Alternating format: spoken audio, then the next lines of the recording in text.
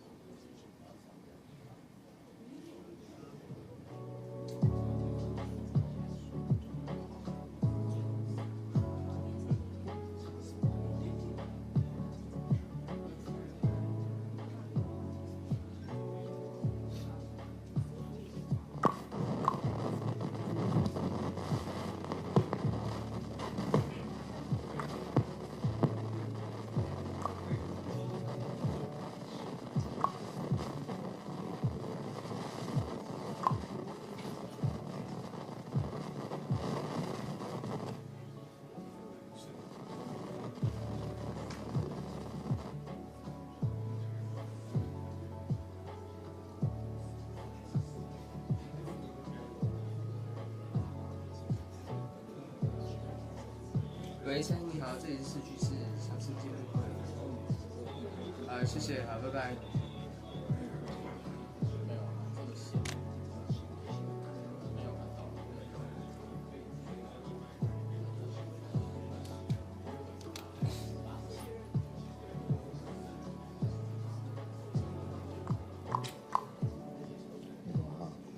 Hey, this one's.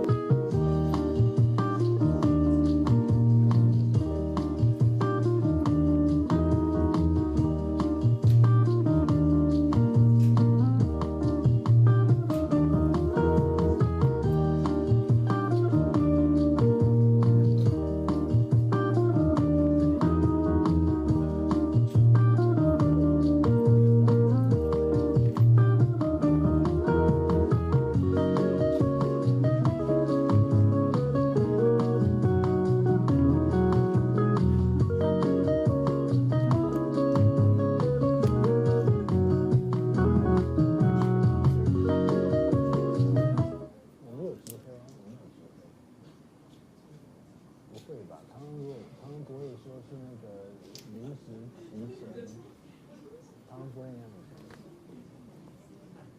对啊。而且他那个一天就一班而已啊，他怎么可能就是说后面又有一班，前面有一班，不可能的。所以他一定是，例如说他在香港或者是在那个泰国的。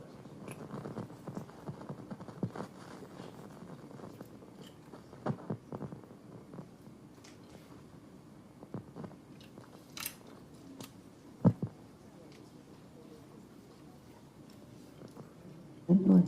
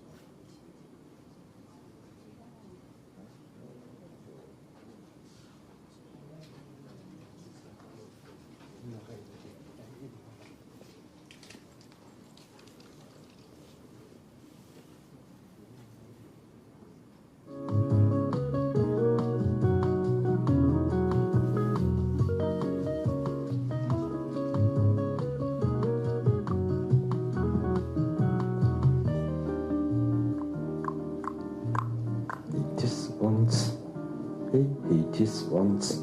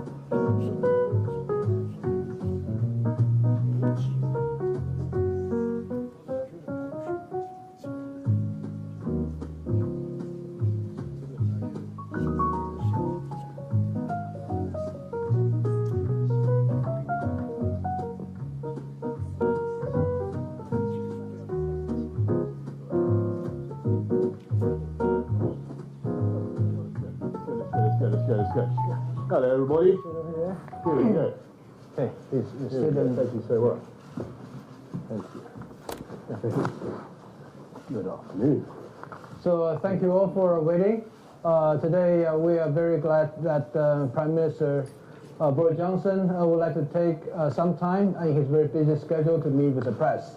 So we'll go right straight into the questions. Please raise your hand so that I can see you and identify yourself. In order to save the time, that I collect several questions together for the Prime Minister to answer. Thank you. Yeah. Thank you. Yes. So okay. Take as many as you like. Okay. And we've been advised that due to Prime Minister Johnson, he's been scheduled, he needs to leave at 3:50. So any time that after 3:50, we have to conclude it. So right now, raise your hand so that I can identify yourself. Okay, first you, 1, 2, 3, 4, 5. Okay, in this order. Yeah. Hello, Prime Minister. Hello. And here. Please This stand up. is a question from Formosa Television. And you have Din Tai Fung last night, and I read you're quite curious about Taiwan cuisine and any other dishes you are looking forward to trying in Taiwan. Okay, next thank one. you, right. Next one. No, next one, please. Yeah. Hi, Mr. Johnson. I am Yui from EBC News. You were referred as a British Trump. You were with... Is this the BBC? No, EBC is from Taiwan. Oh, sorry. Yeah, hi, no, it's Right, okay. right. So, and you were mistaken as Trump as well once in the street, on the street of New York. Yeah. So, you must know him better than we do. So, Yeah. two questions. One question, please. Oh, sorry. Okay, Yeah. one question. We'll do it. So besides hairstyle, what do you think you and Trump in common? And on his second term, What do you observe the difference on him? Okay, then the third one, yeah, besides her. Hi, Prime Minister. Allegra Mendelsohn, The Telegraph. Prime Minister Starmer recently said that the UK might be recognizing Palestine in September. Given that, do you think we could ever see the UK recognize Taiwan? Okay, now the next one, please. Yeah. Hi, Mr. Johnson. I'm a journalist from NNews TV in Taiwan. So I have a question that is, you mentioned that you gave up the idea of UK government trying to compete with Taiwan's in terms of that. So, but now President Trump now hoped TSMC to invest more and build a new semi-supply chain there. Is that a smart strategy to boost semi-industry overseas? Thank you. Okay, and that'll be the end of the first round. Okay. Hello, my name is Jan. I'm here freelance for the British Times newspaper. For the what? The Times. The Times, great. You mentioned in your speech this morning the British policy of strategic ambiguity. I wanted to ask on two fronts, given your strong support for Ukraine and the fact perhaps that the lack of strategic clarity in terms of the backup behind Ukraine is what led to Russia's invasion of that country, and also given the fact that the American administration, Biden administration in the past has signaled that they would be willing to come to Taiwan's aid, whether given China's rising threats towards Taiwan, it's time perhaps for reconsidering of that British policy of strategic ambiguity, and whether, given that you are now no longer in office, you're able to speak more clearly about this topic. Yeah, great. Well, what a bunch of great questions. Thank you very much. So first of all, on my my things I eat, and I think that was a question about Din Tai Fung. Din Tai Fung. I sampled a wide variety of dumplings and a very dense kind of suety, doughy sort of snowball type object, which was absolutely delicious. I hadn't described it very. The thing I want to eat. The question was, what do I want to try? I think the answer is the pineapple cake. I've been given a box of pineapple cake. Does that make sense? I'm going to take a box of pineapple cake home to my home. Look, differences or similarities between me and any other politician, I leave it entirely to you, your superior gift, imagination, adjectives to come up with. I think the differences between the Trump 45 and Trump 47. Look, I think that clearly this is an administration that is in America that is very focused on dancing with people that brung them and delivering on their manifesto. I think that there's a huge focus on actually doing what they said they were going to do. And one of those horrifying things is that people find it's shocking, but what Donald Trump is trying to do in tackling illegal immigration and doing his tariff policy is actually what he said he was going to do. So I think I'd say that was a distinction. Allegra Mendelsohn asked a question about Taiwan, recognition of Taiwan compared to Palestine, and there clearly is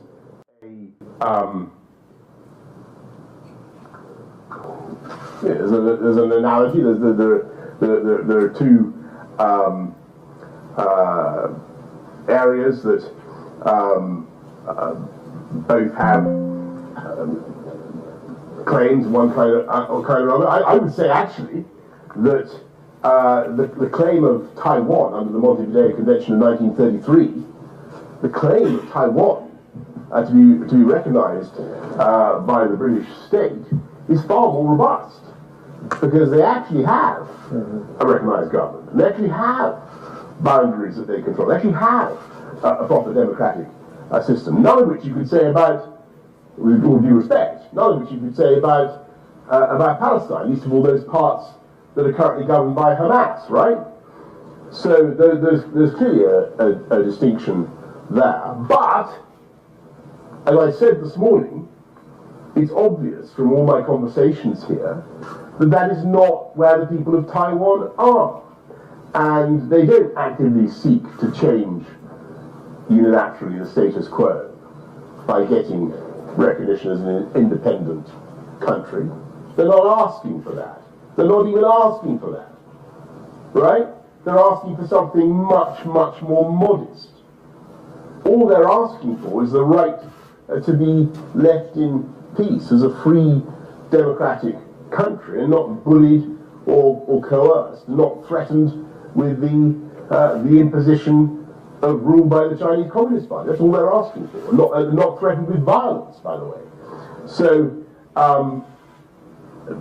I would say that the claims of Taiwan, the actual, under the terms of normal conventions on recognition of states, the claims of Taiwan are far more robust, but the ambitions and requests of the people of Taiwan are extremely modest, and I think that needs also to be respected. And you asked, I think, about, somebody asked a question about semiconductors. Is that right? And what's happening with the US setting up a semiconductor fab in the United States? So Trump setting up a semiconductor. Is somebody else there? Yeah. Oh, yes, right. Look, as I said this morning, when I became Prime Minister in 2019, I was acutely conscious of this imperative for the UK to try to catch up in what was obviously the crucial industrial component of the 21st century, these really amazing semiconductors, these microprocessors. And as I said this morning, I said to my team in Number 10, I said, what would it cost to make a fab? What would it cost to make a fabrication plant? And they said about £9 billion. And I said, well, that's not like a huge amount of money, but maybe it was worth doing anyway if we could somehow recover our technological edge in this area, because it's clearly so important. And then they said, well, actually, yes, we could do it, but it would take an awfully long time to set up, and then we might not even be able to produce chips, microprocessors of the same quality as Taiwan. Because by the time we've taken to get the whole thing going, Taiwan would have improved. And so in the end, our best bet, I think, is to protect Taiwan and make sure that we have a strong relationship between the UK and Taiwan, and are able to import Taiwanese microprocessors. And because you guys are brilliant at it, and you have a world lead, and it's it's a simply astonishing fact. 95%, possibly even more, of the microprocessors needed for advanced AI, which is the most extraordinary cognitive advance of my lifetime. 95% of the chips you need for AI are made here, actually made here in Taiwan. And one of the many reasons why we should develop our relationship. And then John from the Times asked a question about strategic clarity and the fateful ambiguity before the invasion of Ukraine. It's a very, very good question. It was spot on, because I do agree with you. One of the problems with Ukraine was that we were, and it's still a problem, we're still not willing to say that Ukraine should be part of NATO, right? We're still not being clear about the ultimate geostrategic destination, security destination of Ukraine. That is a problem. That is a fateful ambiguity. Now, actually, I think that if we'd been clear about it before 2022, and if the Americans had got their way in 2008, and if Ukraine had been part of NATO, as George Bush requested, then it is conceivable that invasion by Putin would never have happened. So I think you're really onto something.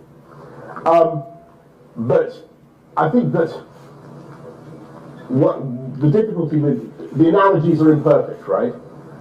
Between Ukraine and Taiwan, there's not a direct read across, and the crucial difference is, of course, that Ukraine is and had been a sovereign state since 1991, internationally recognized, not least by Russia and China and everybody else, right?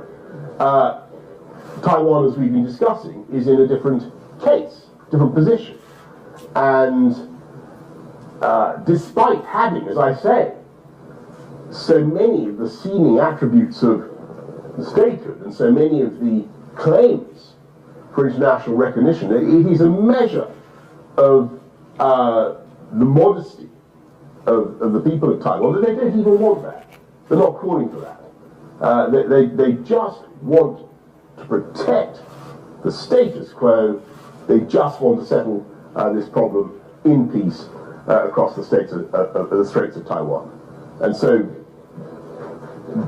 I think you're right in what you say about Ukraine, but the read across doesn't quite work, if that makes sense. Okay, thank you. We'll start with the second round, and first here, here, that, and then that, the 4 questions. Shirley Young from CNA, and following on my peers, CNA is a Central Taiwan News Agency. Oh yes. And following on my peers' Is that question, a Chinese news agency? No, Central. Central News Agency Sorry, yeah. about Taiwan. Yeah, great. and my question is this, and you mentioned that the analogy is not quite valid between Ukraine and Taiwan. However, and when is the time or what circumstances is for Taiwan to, or for the Western countries to adapt clarity in terms of cross-strait situation? Okay, the next one.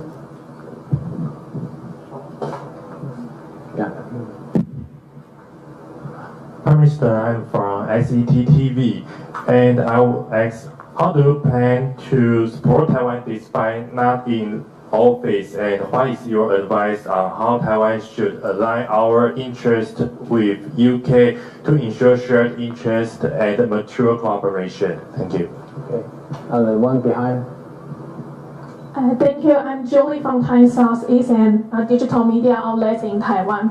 And your term as Prime Minister overlapped in the part with President Trump in the first term. So now the world is facing the tariff measures and the authoritarian pressure. We couldn't get the kind of deals of the UK has that managed.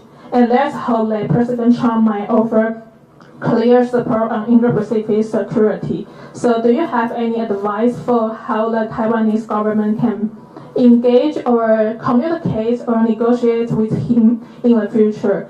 And is there any way you can might be able to help us? Thank you. Thank you. And then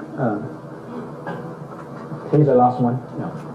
I'm so happy to see you. I'm Bill Lemers now. And there, I'm the journalist from the Next TV. And the question is, Taiwanese reciprocal tariffs on the US is currently 20%. Are there any suggestions or negotiations you can share with Taiwan? Thank you. What's the tariff? The tariff? Tariff, general tariff we're at 20%, and UK is about 10%. Yeah. Wow, okay.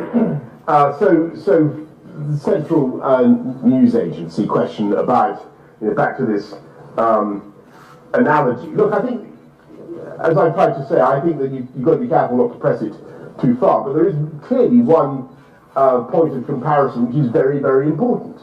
Because at the moment, officially, from Beijing, we are being told that Taiwan could be unified with communist China by force.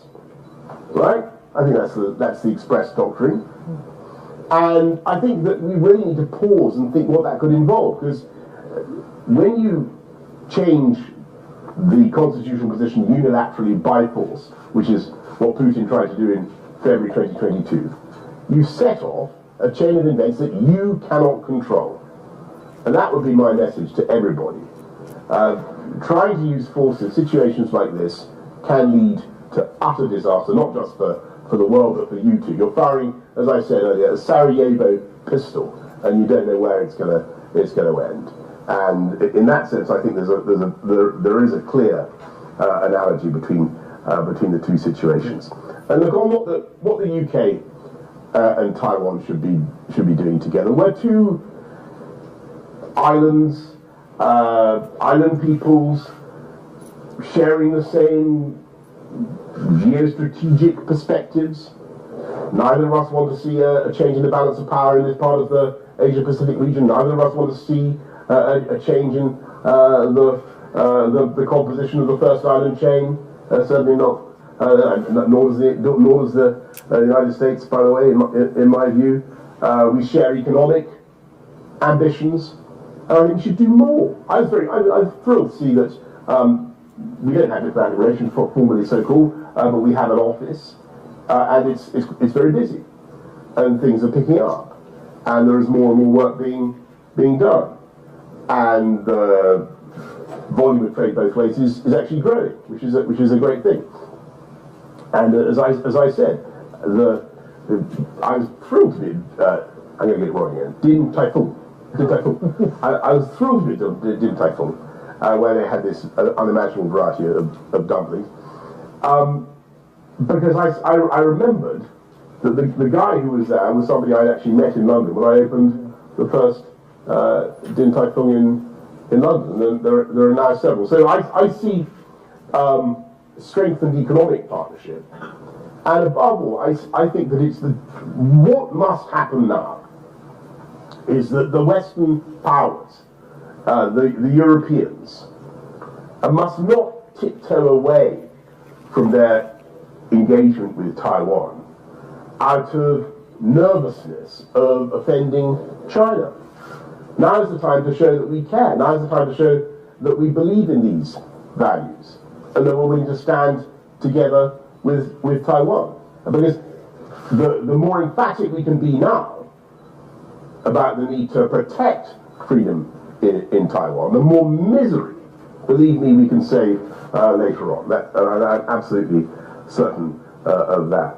And I think the next question was, what do we do? Somebody asked, rather flatteringly, what advice would I have to engage with Donald Trump? I mean, that's an idea. I think, I believe that the president is fundamentally a big supporter of Taiwan, and I think that he's in a position now where he's having to be a bit tactical rather than strategic, because he's trying to do a trade deal with China, as everybody knows, and that's why we're seeing some of this slightly puzzling events of the last few days. I think fundamentally, Donald Trump is going to want to make sure that his presidency, I'm sure of this, his presidency is going to perpetuate a free, democratic Taiwan. And he certainly won't want to see that extinguished in his time. That's what you do on the tariffs. Well, obviously, I think personally, I'm a free trader, right?